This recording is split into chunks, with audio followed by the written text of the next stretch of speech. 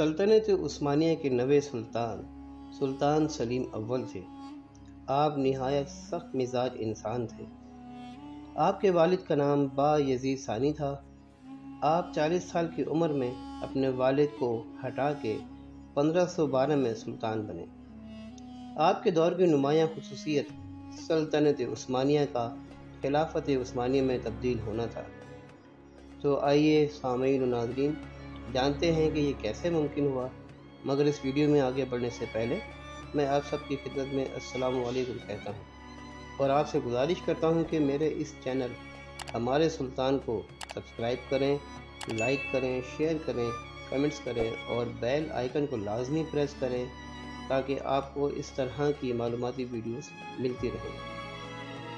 سلطان سلیم نے جب اقتدار سنبھالا تو ان کے والد سلطان با یزید ثانی کی نرم مزاجی کی وجہ سے حکومتی وزراء اور فوجی خودسر اور نافرمان ہوتے جا رہے تھے۔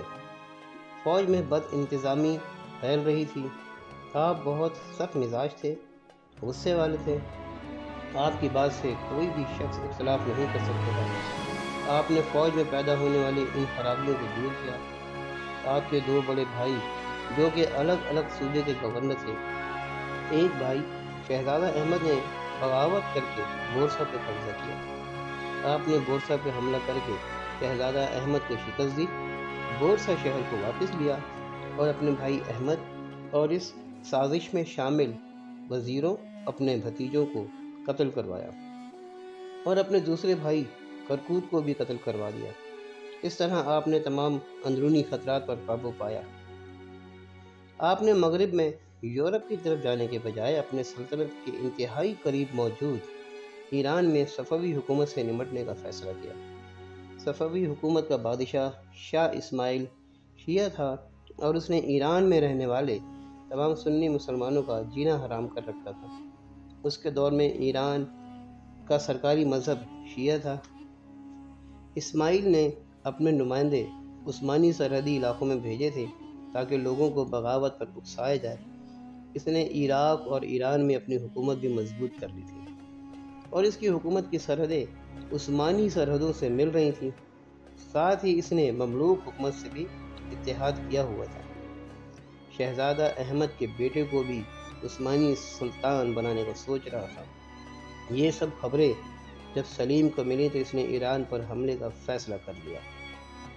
20 اپریل 1514 کو آپ 1,40,000 کا لشکر لے کر ایران کی طرف چل پڑے۔ ایران کا فاصلہ 1000 میل کا تھا اور راستہ دشوار گزار تھا، مگر آپ نے مسلسل سفر کیا۔ ایرانی سرحد پر پہنچے تو شاہ اسماعیل نے تمام سرحدی علاقے خالی کروا دیے تھے اور خود تبریز چلا گیا تھا۔ عثمانی فوج اتنے لمبے سفر سے تھک گئی تھی اور سامان رسد اور کھانے پینے کا سامان بھی ختم پڑی تھا۔ ایسے میں سلطان سلیم نے تقریر کر کے اپنی فوج میں ایک نیا جذبہ پیدا کیا اور پھر یہ لشکر چالدران پہنچا تو شاہ اسماعیل کو بھی تبریز سے نکلنا ہی پڑا۔ چالدران کے مقام پر گلستان کی جنگ ہوئی جس میں بالآخر عثمانیوں کو فتح حاصل ہوئی۔ شاہ اسماعیل کی فوج کے 25,000 سپاہی مارے گئے اور اس سے کہیں زیادہ زخمی ہوئے۔ شاہ اسماعیل خود بھی زخمی ہو کر فرار ہونے میں کامیاب ہو گیا۔ عثمانی فوج نے ایران کے سرحدی علاقے فتح کر کے اپنی سلطنت میں شامل کر لیے۔ 4 ستمبر 1514 کو تبریز کی فتح کے بعد یہ علاقہ بھی عثمانی حکومت کے پاس آ گیا۔ اس کے بعد مزید آگے بڑھنے کے بجائے فوج کے مشورے کے بعد آپ نے واپسی کا ارادہ کیا اور آپ واپس استنبول چلے گئے۔ اس کے بعد آپ شام اور مصر کی طرف متوجہ ہوئے۔ مصر کی فتح کے بعد جو خلافت عثمانیہ بنی تھی، یہ علاقے مملوک حکومت کے پاس تھے۔ سلیم کے بعض وزراء مملوک حکومت سے آ ملے تھے اور شاہ اسماعیل بھی مملوک حکومت سے آ ملا تھا۔ مملوک سلطان نے سلیم کے وزیروں کو استعمال کرنا شروع کیا اور کچھ سرحدی تنازعات بھی تھے۔ ان تمام مسائل کے حل کے لیے سلطان نے مملوک سلطنت پر حملہ کرنے کا فیصلہ کیا۔ اس کے علاوہ مملوک سلطنت بھی شرعی طور طریقے پر نہیں چل رہی تھی۔ وہاں کے علماء اور قاضی بھی حکومت سے پریشان تھے۔ سلیم کو اطلاع ملی کہ شام کی سرحد پر مملوک فوج تیار کھڑی ہے، لہٰذا 24 اگست 1516 حلب میں جنگ ہوئی۔ مملوک حکومت کو شکست کا سامنا کرنا پڑا اور حلب فتح ہوا۔ حلب کی فتح کے بعد شام کے بقیہ علاقے بھی فتح کر لیے گئے اور انتظامی امور بھی بہترین طریقے سے چلایا گیا۔ اس کے بعد عثمانی فوج مصر کی طرف غزہ میں پہنچی اور وہاں پر بھی جنگ ہوئی۔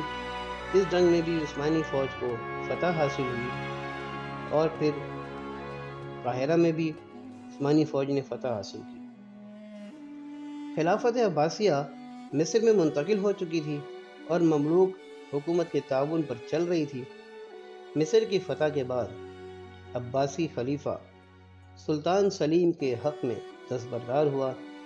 اس طرح سلیم عثمانی خلیفہ اور اسلام کے 88ویں خلیفہ بنے، جو کہ سلطان سلیم پہلے عثمانی خلیفہ اور اسلام کے 88ویں خلیفہ بنے، جو کہ سلیم کا حق بھی تھا اور سلطنت عثمانیہ کا حق بھی تھا، کیونکہ مسلمانوں کی چھوٹی چھوٹی ریاستیں تھیں جو کہ ایک متحد ریاست نہیں تھیں۔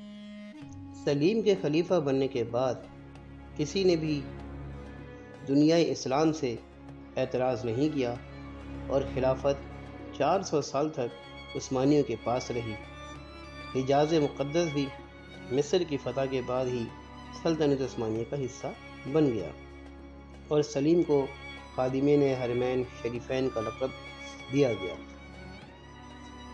شام اور مصر کی فتح کے بعد خلافت عثمانیہ بنی، جو کہ 400 سال تک عثمانیوں کے پاس رہی۔ عثمانیوں نے اہل عرب کی خاص طور پر مکہ مدینہ کی عوام اور اہل بیت کی جو خدمت کی، اس کی مثال ہی نہیں ملتی۔ عقیدت، ادب و احترام کی وہ مثالیں قائم کی کہ اہل عرب بھی حیران تھے۔ مگر عثمانی سلطنت کے آخری دور میں پہلی جنگ عظیم اور انگریزوں کی سازشوں کا شکار ہو کر اہل عرب نے سلطنت عثمانیہ سے علیحدگی کا اعلان کیا، جس کے بعد ان پر بے تحاشا ظلم و ستم بھی ہوا کہ وہ خون کے آنسو روئے اور آج بھی وہ عثمانی سلطنت کو یاد کرتے ہیں۔ سلیم کا دور حکومت صرف 8 سال رہا۔ آپ 22 ستمبر 1520 کو 50 سال کی عمر میں انتقال کر گئے۔ آپ کا مزار استنبول میں ہے۔ سامعین و ناظرین، اگر یہ سلطان بھی 30 سال یا 40 سال حکومت کرتا تو مسلمانوں کو کتنا عروج ملتا، اسلام کہاں کہاں تک پھیل جاتا۔ بہرحال اللہ کی مصلحت وہی جانتا ہے۔ اللہ تعالی ہمارے اس سلطان سلیم کو اپنے جوار رحمت میں جگہ دے۔ تو ناظرین، آج کی یہ ویڈیو آپ کو کیسی لگی کمنٹس کر کے لازمی بتائیے گا۔ تو پھر ملتے ہیں اگلی ویڈیو میں، جب تک کے لیے دیجیے اجازت۔ اللہ حافظ۔